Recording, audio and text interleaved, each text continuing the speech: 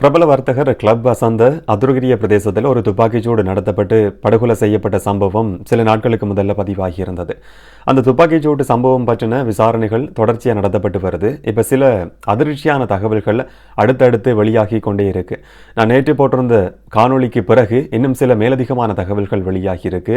விசாரணையில் இந்த மாதிரியான தகவல்கள் வெளியாகி இருக்குன்னு சொல்லி ஊடகங்களில் பல தகவல்கள் சொல்லப்பட்டாலும் கூட சொல்லப்பட்ட தகவல்கள் எல்லாமே நம்ப முடியுமான்ற மிக முக்கியமான ஒரு சந்தேகம் கூட ஏற்பட்டிருந்தது.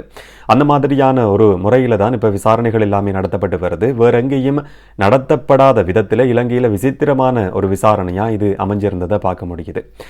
எல்டிடிஇ தமிழீழ விடுதலை புலிகள் இயக்கம் பயன்படுத்தினதா சொல்லப்படுற ஒரு துப்பாக்கி இந்த துப்பாக்கிச்சூட்டு சம்பவத்துக்கும் பயன்படுத்தப்பட்டது என்ற ஒரு சந்தேகத்தையும் போலீஸ் தரப்பு முன் வச்சிருக்கு. இந்த அதுருகிரிய துப்பாக்கிச்சூட்டு சம்பவம் பற்றி இதுவரைக்கும் வெளியாகி இருக்கிற புதிய தகவல்கள் என்னன்றதை பற்றி தான் இந்த காணொலியில் பார்க்க போகிறோம். விளக்கமாக பார்க்கலாம்.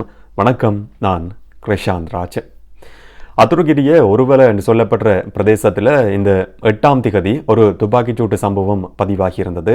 டட்டு நிலைய திறப்பு விழா நடத்தப்பட்ட சந்தர்ப்பத்தில் அந்த துப்பாக்கிச்சூட்டு சம்பவம் நடக்குது. இதில் கிளப் வசந்த என்று சொல்லி பிரபலமாக அறியப்பட்ட சுரேந்திர வசந்த படுகொலை செய்யப்படுறார். அவரோட சேர்த்து பிரபல பாடகி கே சுஜீவாவினுடைய கணவரும் இதில் சுட்டு படுகொலை செய்யப்பட்டார். 2 பேரோட உயிர்கள் காவு கொள்ளப்பட்டிருந்தது. 3 பெண்களும் ஒரு ஆணும் காயமடைஞ்சு தொடர்ச்சியாக வைத்தியசாலையில் சிகிச்சை பெற்று வரத சொல்லப்படுது. பிரபலமான பாடகி சுஜீவா சிகிச்சை பெற்று வராங்க. அது மாதிரி அந்த டட்டு நிறுவனத்தினுடைய அந்த உரிமையாளரோட மனைவியும் தொடர்ச்சியாக சிகிச்சை பெற்று வரதா சொல்லப்படுது. இன்னும் ஒரு பெண்ணும் இன்னும் ஒரு ஆணும் சிகிச்சை பெற்று வராங்க. 4 பேர் இந்த சம்பவத்தில் காயமடைஞ்சிருக்கிறாங்க. அந்த பிரபலமான பாடகி சுஜீவாவினுடைய கணவர் ஒரு பௌத்த பிக்குவா இருந்தவர் என்ற தகவலும் இன்றைக்கு ஊடகங்களில் வெளியாகி இருந்ததை பார்க்க முடிஞ்சது. அவர் துறவரத்தை கைவிட்டு 2021ஆம் ஆண்டு திருமண பந்தத்தில் இணைஞ்சு கொண்டு சாதாரண வாழ்க்கையை வாழ்றதுக்கு ஆரம்பிச்சிருந்தார் என்று சொல்லியும் சொல்லப்படுது. அதுக்கு முதல்ல பிரபலமாக கம்பகா மகாநாயக்க தேரர் என்று சொல்லி அறியப்பட்ட ஒரு நபர், பலருக்கு பௌத்த மத போதனைகளை வழங்கி வந்த ஒரு நபர் தான் 2021 அது எல்லாத்தையும் கைவிட்டு சாதாரண திருமண வாழ்க்கையில் அவர் இணைஞ்சு கொண்டிருந்ததா சொல்லப்பட்டிருந்தது. இப்போ இந்த துப்பாக்கிச்சூடு நடத்தப்பட்டதில் அவரோட உயிரும் காவு கொள்ளப்பட்டிருக்கு. இந்த சம்பவத்தை பொறுத்த வரைக்கும் சில முக்கியமான ஆதாரங்கள் கண்டுபிடிக்கப்பட்டிருக்கு. சந்தேக நபர்கள் தப்பி ஓடுறதுக்கு பயன்படுத்தின அந்த வேனும் காரும் கண்டுபிடிக்கப்பட்டிருக்கு. அதோடு சேர்த்து டட்டு நிறுவனத்தினுடைய அந்த உரிமையாளருடைய கையடக்க தொலைபேசியும் போலீசால கைப்பற்றப்பட்டிருக்கு. மேலதிக விசாரணைகள் அதை அடிப்படையாக கொண்டு முன்னெடுக்கப்படலாம் என்ற தகவலும் போலீசால சொல்லப்பட்டிருக்கு. இதை தவிர 7 சந்தேக நபர்கள் கைது செய்யப்பட்டிருக்கிறாங்க. டட்டு நிறுவன உரிமையாளர் துலான் சஞ்சுல, அதை மாதிரி இன்னும் 6 சந்தேக நபர்கள் உட்பட மொத்தம் 7 பேர் மேல் மாகாண குற்றத்தடுப்பு பிரிவால் கைது செய்யப்பட்டிருக்கிறதா சொல்லப்படுது. இந்த 7 பேரும் நீதிமன்றத்தில் ஆஜர்படுத்தப்பட்டதுக்கு பிறகு 22ஆம் திகதி வரைக்கும் விளக்கமறியல் வைக்க சொல்லி கடுவல நீதிவானால உத்தரவு பிறப்பிக்கப்பட்டிருக்கு. இவங்க 24 தொடக்கம் 37 வயதுக்கு உட்பட்ட சந்தேக நபர்கள் தான் என்ற விஷயமும் இப்ப விசாரணையில தெரிய வந்திருக்கு. கைது செய்யப்பட்டிருக்கிற சந்தேக நபர்கள் யார் யார் என்ன குற்றம் என்று பார்க்குற நேரத்தில் முதலாவது அந்த டட்டு நிறுவனத்தினுடைய உரிமையாளர் துலான் சஞ்சுல கைது செய்யப்பட்டிருக்கிறார். அவர் தான் அந்த நிகழ்ச்சியை ஏற்பாடு செய்திருந்தார். அது மாதிரி துலான் சஞ்சுலவினுடைய நண்பர் ஒருத்தர் கைது செய்யப்பட்டிருக்கிறதா சொல்லப்படுது. காரை அம்பலாங்கொடையிலிருந்து அதுரகிரியவுக்கு கொண்டு வந்த ஒரு சந்தேக நபரும் இந்த சம்பவத்தின் அடிப்படையில் கைது செய்யப்பட்டிருக்கிறதா சொல்லப்படுது. மற்ற காரை வச்சிருந்த ஒரு நபரும் கைது செய்யப்பட்டிருக்கிறாரு. வேனை இதுக்கு முதல்ல வச்சிருந்த ஒரு நபரும் கைது செய்யப்பட்டு மொத்தம் 7 சந்தேக நபர்கள் கைது செய்யப்பட்டிருக்கிறாங்கன்ற தகவல் இன்றைக்கு ஊடகங்களில் வெளியாகி இருந்தது. இந்த கொலைக்கு பயன்படுத்துறதுக்காக அந்த காரும் வேனும் திட்டமிட்டே நீண்ட காலத்துக்கு முதல்லையே வேறு நபர்களுக்கு மாற்றப்பட்டது என்ற தகவலும் விசாரணையில் தெரிய வந்திருக்கு. டட்டு நிறுவன உரிமையாளர் துலான் சஞ்சுலவோட சம்பந்தப்பட்ட இன்னும் 2 பேருடைய பேர்கள் இதில் தொடர்பு படுத்தப்படுது. மகேஷ் என்று சொல்லப்படுற ஒரு நபர், லொக்குபெட்டி என்று சொல்லப்படுற இன்னும் ஒரு நபர். மகேஷ் என்ற நபர் மூலமாக தான் டட்டு நிறுவன உரிமையாளர் துலான் சஞ்சுலவுக்கு லொக்குபெட்டி என்ற நபருக்கும் அவருக்கும் இடையில தொடர்பு ஏற்பட்டது என்ற தகவல் தெரிய வந்திருக்கு. இந்த 2 நபர்களுமே போதைப்பொருள் கடத்தலோட சம்பந்தப்பட்டவர்கள் என்றதும் இப்போ விசாரணைகள்ல இருந்து தெரிய வந்திருக்கு. இதில் பயன்படுத்தப்பட்டிருக்கிற வேன் நீண்ட காலத்துக்கு முதல்ல லீசிங் கட்டல் என்று சொல்லி ஒரு நபர்கிட்ட இருந்து பெறப்பட்டிருக்கு. அதுக்கு பிறகு லொக்குபேட்டி என்று சொல்லப்படுற போதைப்பொருள் கடத்தலோட சம்பந்தப்பட்ட நபர் அந்த வேனை இன்னும் ஒரு நபருக்கு பெற்றுக் கொடுத்திருக்கிறாரு. ஒரு மாதத்துக்கு 1,50,000 அந்த வேனை பராமரிக்கிறதுக்காக லொக்குபெட்டியால் செலுத்தப்பட்டது என்ற தகவலும் விசாரணையில் தெரிய வந்திருக்கு. ஒவ்வொரு நாளும் அந்த வேனை ஸ்டார்ட் பண்ணணும், ஆஃப் பண்ணணும், வெற்றி இறங்காமல் இருக்கான்னு சொல்லி கவனிக்கிறது மட்டும்தான் அந்த வேனை பராமரித்தவரினுடைய பொறுப்புன்னு சொல்லி சொல்லப்பட்டு அந்த வேன் குற்றச்சம்பவத்துக்காக தயார்படுத்தப்பட்டது என்ற தகவலும் விசாரணையிலிருந்து தெரிய வந்திருக்கு.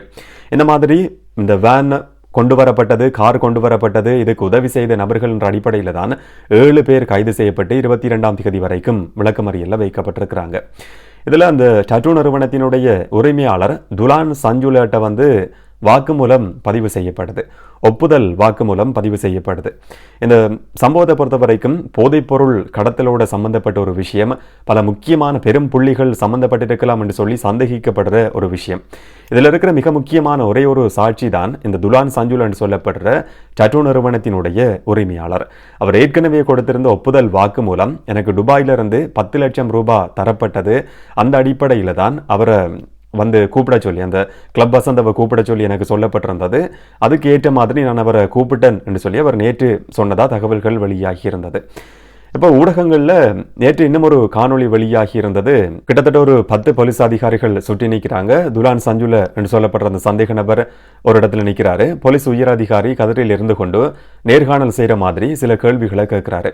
உலகத்தில் எந்த ஒரு இடத்துலையும் ஒரு சந்தேக நபர்கிட்ட இந்த மாதிரி ஒப்புதல் வாக்குமூலம் பதிவு செய்யப்படாது. முதலாவது, இந்த வாக்குமூலத்தை கொடுக்கிற நபருடைய உயிருக்கு உத்தரவாதம் வேணுமென்றது. 2வது, இந்த மாதிரியான ஒரு தகவலை சொல்லும் போது குற்றவாளிகள், சந்தேக நபர்கள் தப்பிக்கிறதுக்கான சூழல் உருவாக முடியும். இதை நம்ம சொல்றதை விட போலீஸுக்கு ஏற்கனவே தெரிஞ்சிருக்கும்.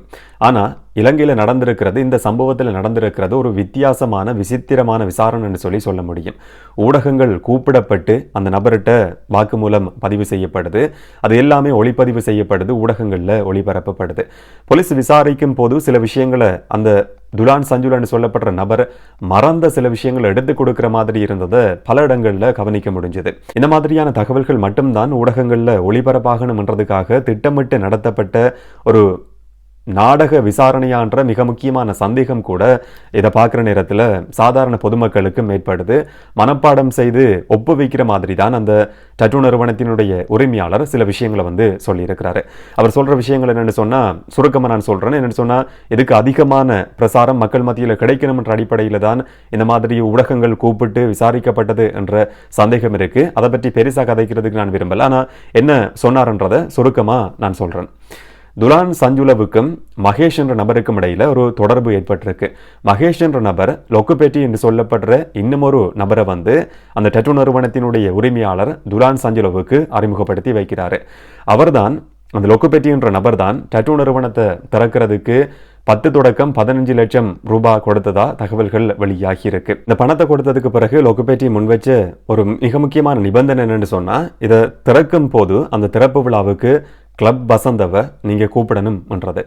ஆனால் அந்த டட்டு நிறுவனத்தினுடைய உரிமையாளர் சொல்லிட்டு இருக்கிறாரு, எனக்கும் அவருக்கும் இடையில் எந்த விதமான பழக்கமும் கிடையாது, நேரில் சந்தித்தது கூட கிடையாது, எப்படி தொடர்பு கொள்வது என்று சொல்லி நிறைய கேள்விகளை கேட்டிருக்கிறாரு. கிளப் வசந்தவை இதுக்கு கூப்பிடுற நேரத்தில் அவருக்கு ஏற்கனவே ஒரு மிகப்பெரிய ஃபேன் பேஸ் இருக்குது, அதை பயன்படுத்தி கொண்டு நீங்களும் பிரபலமடைய முடியும் என்ற விஷயம் துலான் சஞ்சுலவுக்கு சொல்லப்பட்டது என்ற தகவலும் போலீஸால் இப்போ சொல்லப்பட்டிருக்கு.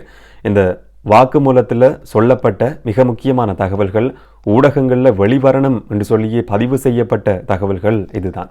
இப்போ போலீஸ் சொல்கிற விஷயம் என்னென்னு சொன்னால், இந்த அடிப்படையில் பார்க்குற நேரத்தில் துலான் சஞ்சுல இதில் நேரடியாக சம்மந்தப்பட்டிருப்பார் என்று சொல்லி சந்தேகிக்க முடியாமல் இருக்குது.